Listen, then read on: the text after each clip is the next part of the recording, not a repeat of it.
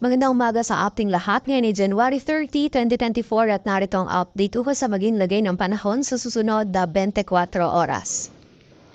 Patuloy pa rin umiiral ang northeast monsoon o amihan dito sa bahagi ng Luzon at Visayas kung saan dala pa rin nito yung malamig na panahon, lalong-lalo na sa madaling araw at meron pa rin tayo mga posibilidad ng mga may hinang pagulan or pagambon na dulot nga ng amihan. Samantala, dito naman sa labas ng ating area of responsibility ay meron tayong minomonitor na low pressure area or LPA at nananatiling mababa yung tsansa nito na maging bagyo at pumasok sa loob ng ating area of responsibility.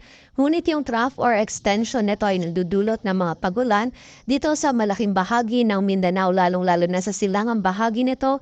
So pag-ingat po para sa ating mga kababayan dyan sa banta ng mga pagbaha at pagguho ng lupa.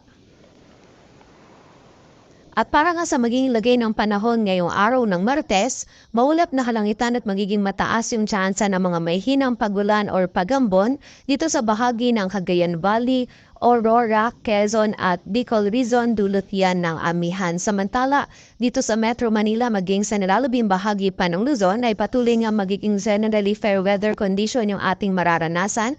Malamig na panahon pa rin yung mararanasan natin lalong-lalo na sa madaling araw at meron pa rin tayong posibilidad ng mga isolated na mga may hinang pagulan or pagambon na dulot ng amihan. Agwat ng temperatura dito sa Metro Manila ay 19 to 31 degrees Celsius.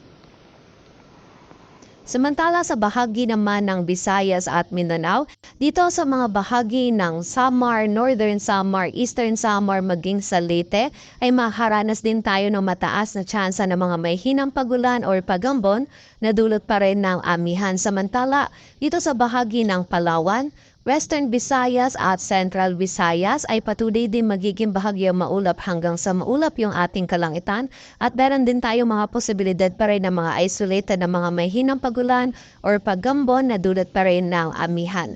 Agwat ng temperatura sa Iloilo ay mula 23 to 29 degrees Celsius at sa Cebu naman ay 25 to 30 degrees Celsius. Samantala, dito naman sa bahagi ng Southern Leyte, maging sa Caraga, Davao Region, Camiguin, Misamis Oriental at Bukidnon ay magiging mataas pa rin po yung tsansa ng mga pagulan, pagkidlat at pagkulog dulot yan ng trough ng low pressure area. So muli po, pag-iingat para sa ating mga kababayan sa posibilidad o sa banta ng mga pagbaha at pagguho ng lupa. Samantala sa nalalabing bahagi naman ng Mindanao ay meron tayong mga tsansa pa rin ng mga isolated na mga pagulan dulot ng trough ng LPA at ng mga localized thunderstorms. Agwat ng temperatura sa bahagi ng Davao ay mula 24 to 28 degrees Celsius.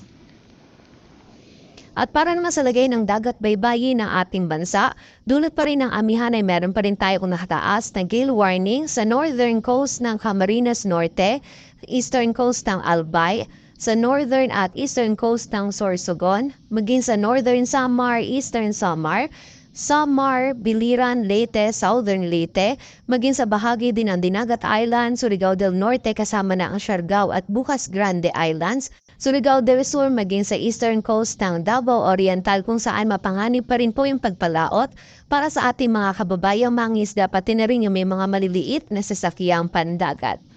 At yan po muna ang latest dito sa Weather Forecasting Center ng Pag-asa. Grace Castañeda, magandang umaga po.